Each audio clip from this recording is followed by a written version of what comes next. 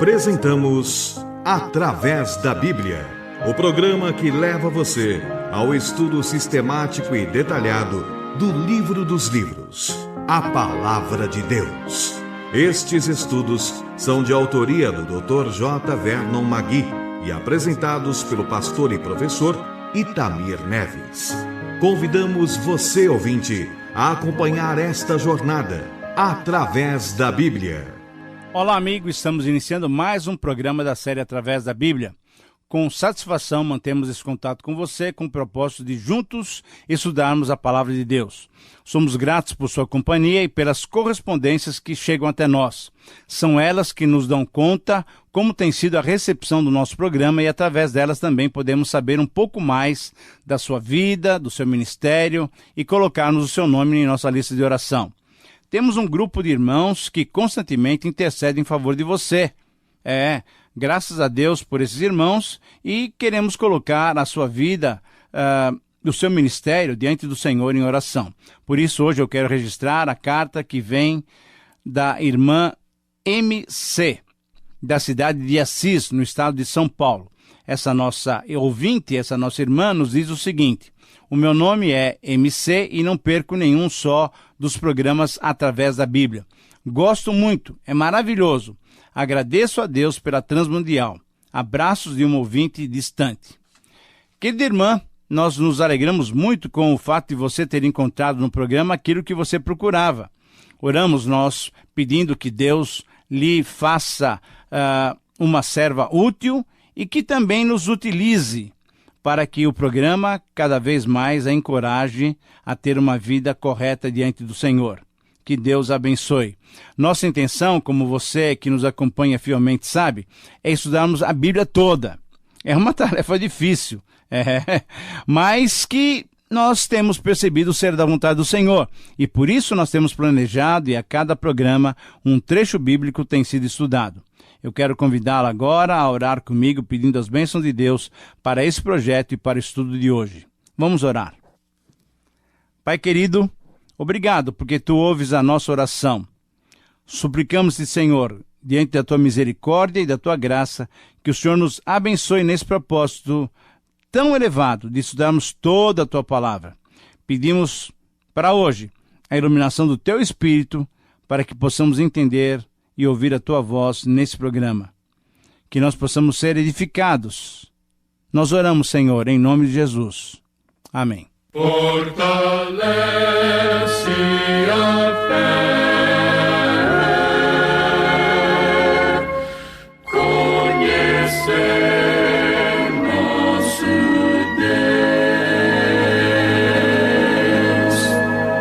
Deus. Querido amigo, hoje nós vamos estudar os 30 versos do capítulo 18 do livro de Levítico. Até agora, todas as instruções regularam o ritual da religião e deram orientação para a vida de adoração.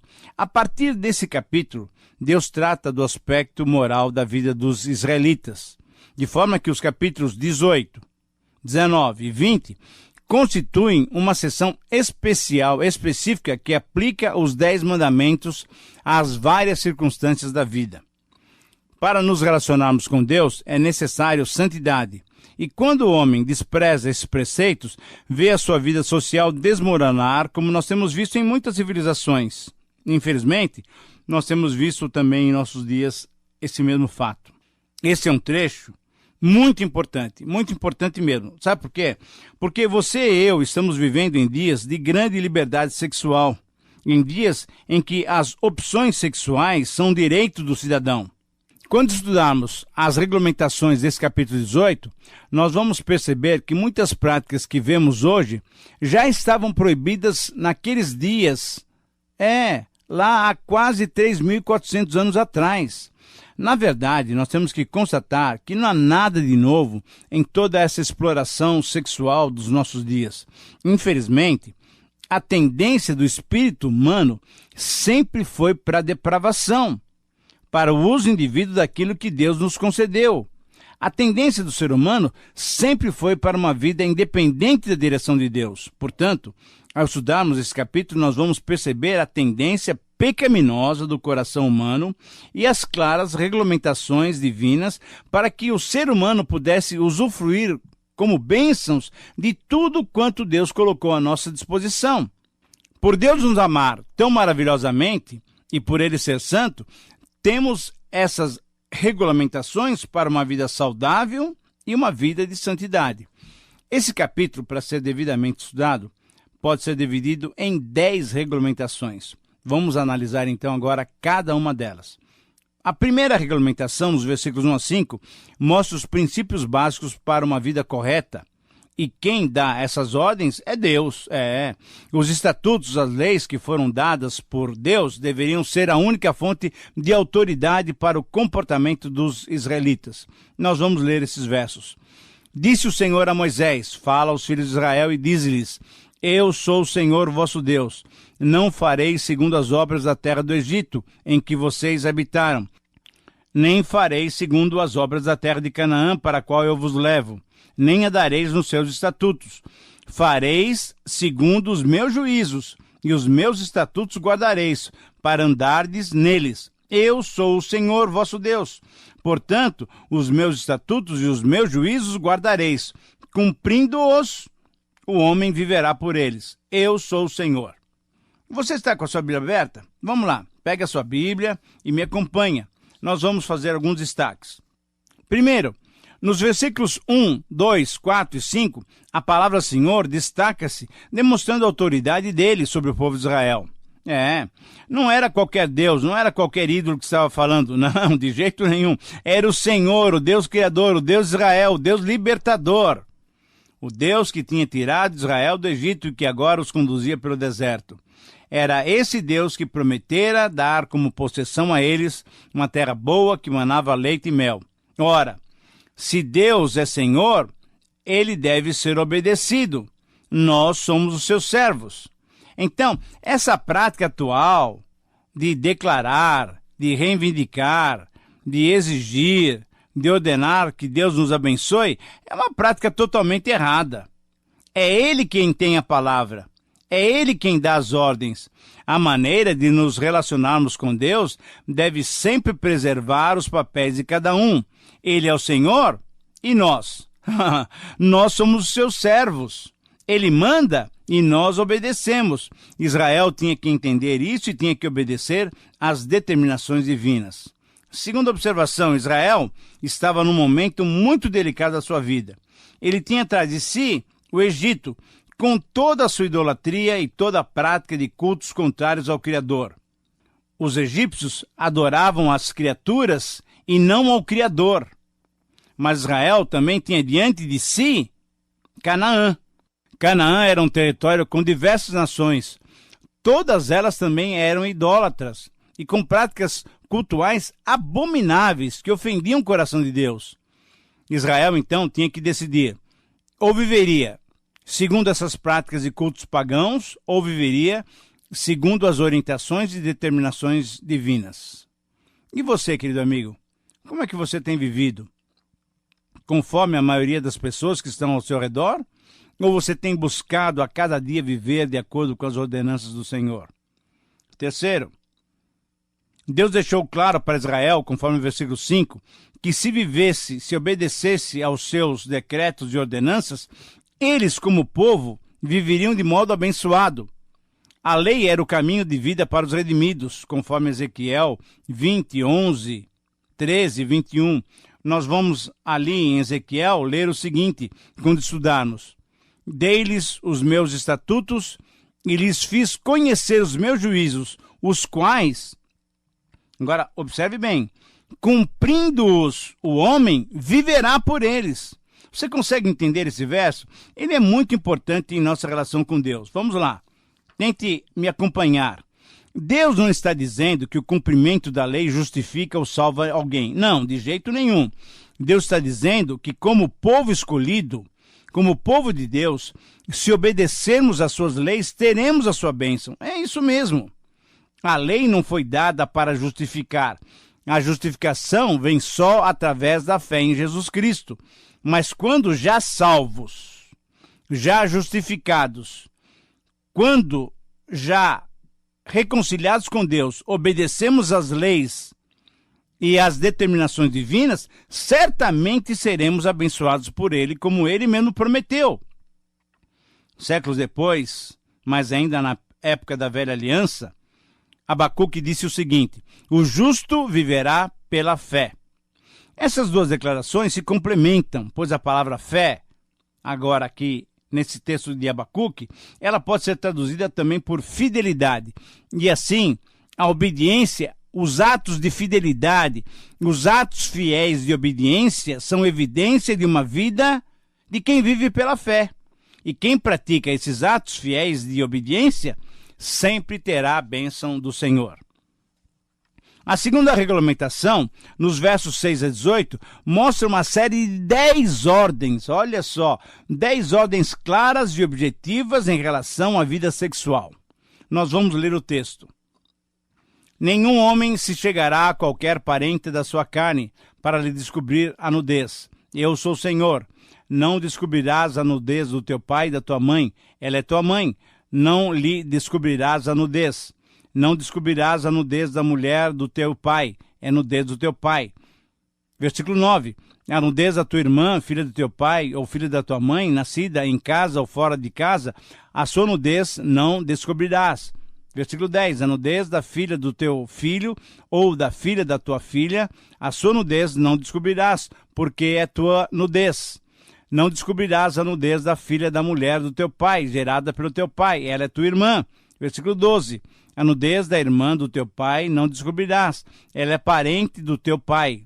13. A nudez da irmã da tua mãe não descobrirás, pois ela é parente da tua mãe. A nudez do irmão do teu pai não descobrirás, nem chegarás à sua mulher. Ela é tua tia. Versículo 15. A nudez da tua nora não descobrirás, ela é mulher do teu filho. Não lhe descobrirás a nudez. A nudez da mulher do teu irmão não descobrirás, é a nudez do teu irmão. 17. A nudez de uma mulher e de sua filha não descobrirás.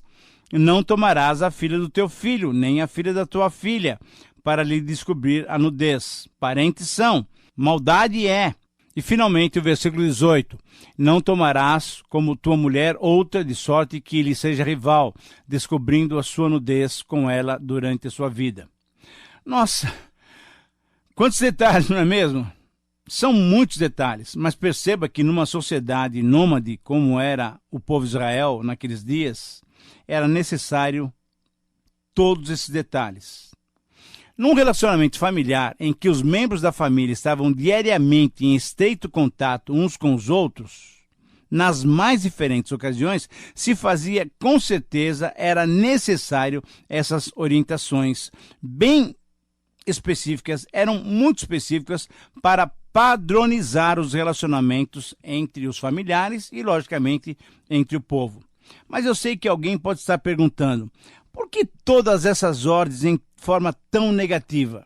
Não seria mais fácil colocá-las de um modo positivo e bem mais resumido, dizendo o seguinte: as relações sexuais só serão permitidas entre o marido e a sua esposa na esfera do casamento?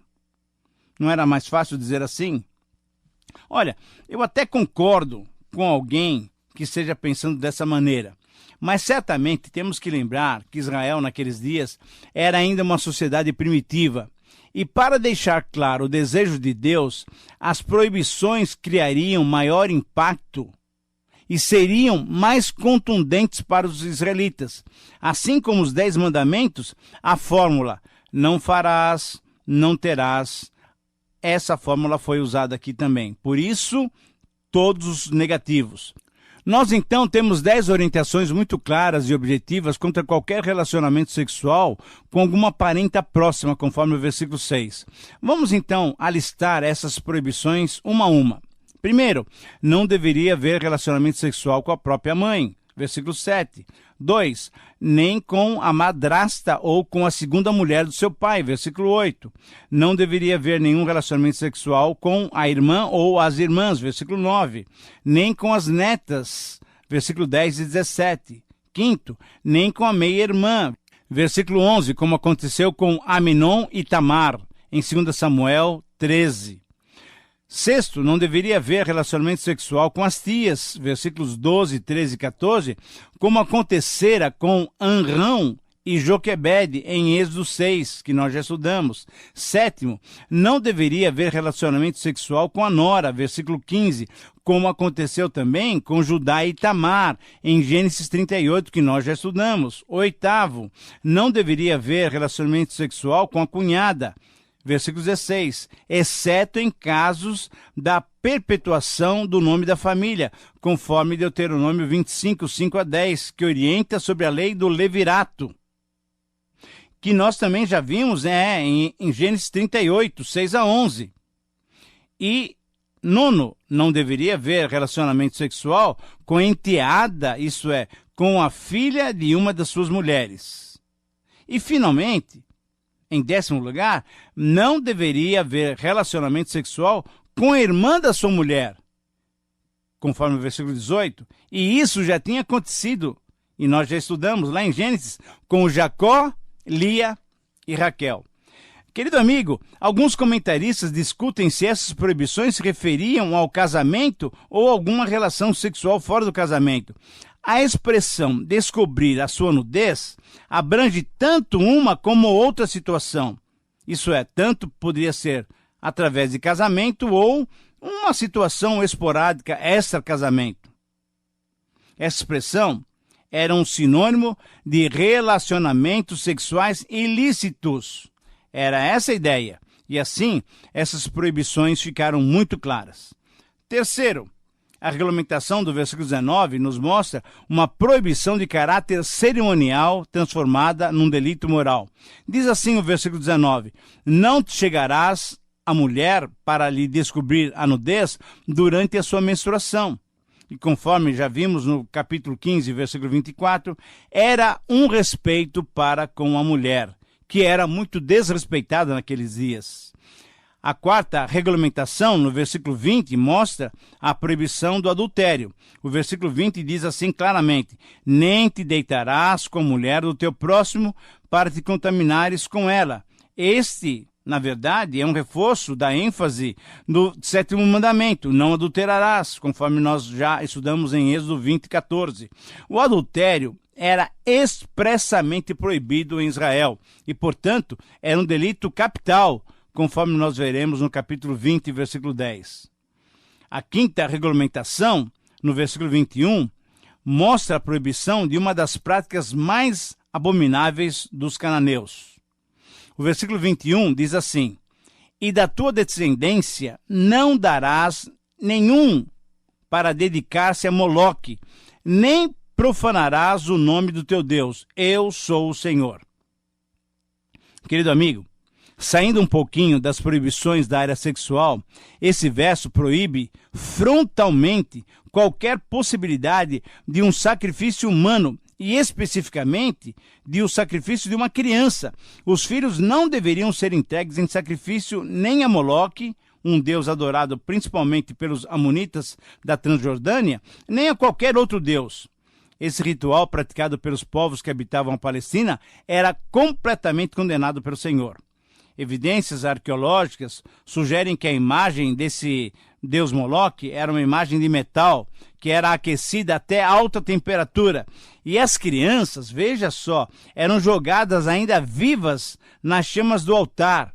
Ou em outras regiões, as crianças eram sacrificadas e depois colocadas nos braços dessa divindade quando estava completamente aquecida.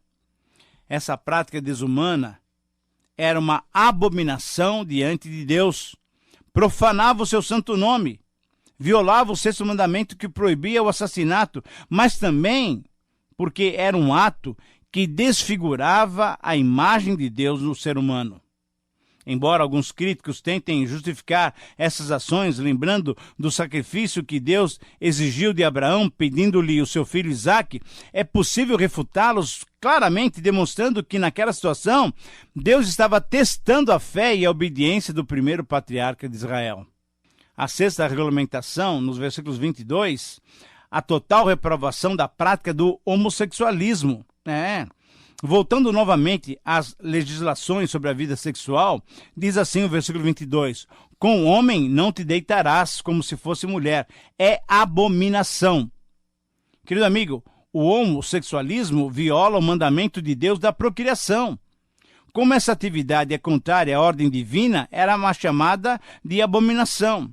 Sendo que não haveria fecundação, ficava evidente o desejo lascivo de satisfação puramente carnal, baseada numa sensualidade sem medida. Por isso, tal prática era expressamente proibida. A 7ª regulamentação, no versículo 23, mostra a proibição da bestialidade, isso é, da tara, da depravação humana. As palavras do versículo 23 são bem diretas. Nem te deitarás com animal, para te contaminares com ele, nem a mulher se porá perante o animal para juntar-se com ele. É confusão.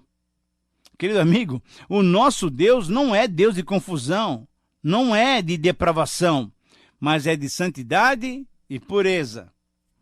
A 8ª regulamentação, nos versículos 24 e 25, mostra as razões dessas proibições. Ouça o que diz o texto. 24. Com nenhuma dessas coisas vos contaminareis, porque com todas estas coisas se contaminaram as nações que eu lanço diante de vós. E 25. E a terra se contaminou, e eu visitei nela a sua iniquidade, e ela vomitou os seus moradores. Veja, querido amigo, fica muito claro que por causa dessas práticas não naturais, os habitantes da Palestina seriam vomitados da terra, seriam expulsos da terra diante do Senhor. E as advertências a Israel objetivavam que o povo de Deus não seguisse os passos incorretos daquelas nações pagãs. Agora, você consegue perceber a seriedade de sermos cristãos? Você consegue perceber a seriedade de pertencer ao povo de Deus? Porque Deus é santo, ele exige de nós santidade e pureza. Que o Senhor nos capacite a viver assim. Mas vamos prosseguir. Estamos quase no final do capítulo. A 9ª regulamentação, nos versículos 26 a 28, mostra a exigência de santidade também para os estrangeiros que viviam entre os israelitas. O texto diz assim: Vós, porém, guardareis os meus estatutos e os meus juízos, e nenhuma dessas abominações fareis, nem o natural, nem o estrangeiro que peregrina entre vós. Por quê? Porque todas essas abominações fizeram os homens dessa terra que nela estavam antes de vós, e a terra se contaminou. Não suceda que a terra vos vomite, havendo-a vós contaminado, como vomitou o povo que nela estava antes de vocês. Querido amigo, essas regulamentações, então, olha só, elas tinham por objetivo a pureza de Israel e a sua permanência na Palestina. Se não obedecessem, seriam vomitados, seriam expulsos da terra, como de fato isso aconteceu, infelizmente, séculos mais tarde. E finalmente chegamos à 10ª regulamentação, nos versículos 29 e 30. Nesses versículos, as consequências que viriam sobre quem praticasse essas abominações é apontada. O texto diz assim: todo o que fizer alguma dessas abominações, sim, aqueles que as cometerem serão eliminados do seu povo. Versículo 30. Portanto, guardareis a obrigação que tendes para comigo, não praticando nenhum dos costumes abomináveis que se praticaram antes de vós, e não vos contaminareis com eles. Eu sou o Senhor, vosso Deus. Querido amigo, Deus não queria que houvesse contaminação com essas práticas pagãs, e essa eliminação do seu povo significava estar sob o castigo divino. Poderia significar a pena capital ou a morte sem deixar descendência, conforme nós vamos verificar no capítulo 20.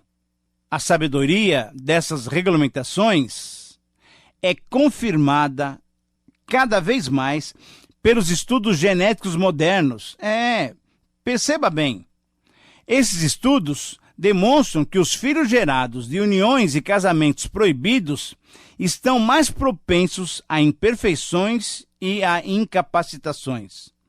Deus queria e quer um povo saudável fisicamente, mas, sobretudo, um povo saudável espiritualmente. Você tem sido santo e puro diante de Deus? Avalie-se diante do Senhor e peça para Ele coordenar, arrumar a tua vida. Bom, nós chegamos ao final de mais um período de estudo da Palavra de Deus. Minha oração é que você aplique essas lições na sua vida, para que você tenha uma vida cada vez mais agradável ao Senhor. Busque a santificação. Não se esqueça, sem ela não poderemos ver a Deus. Um grande abraço e que Deus te abençoe.